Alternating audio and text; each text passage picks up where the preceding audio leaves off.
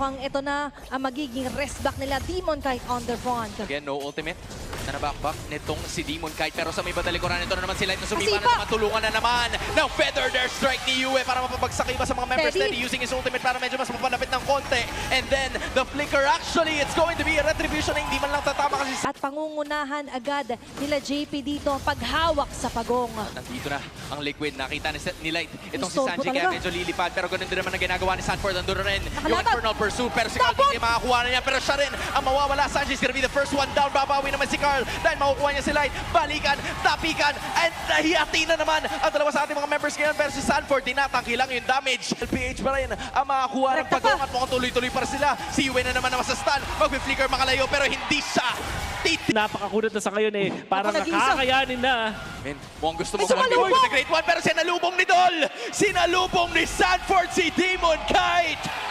Pilit na isinasayaw muna yung door ng mukhang gusto nang tapusin ng TLPH. Andun yung Glorious Pathway para medyo mapabagal yung sitwasyon. Si Light nasa may badalikuran pero si Teddy pa rin ang makakuha niyan. In fact, sunod naman natin yung mga buhay nila sabi ng TLPH at mukhang si Edward na maiiwan.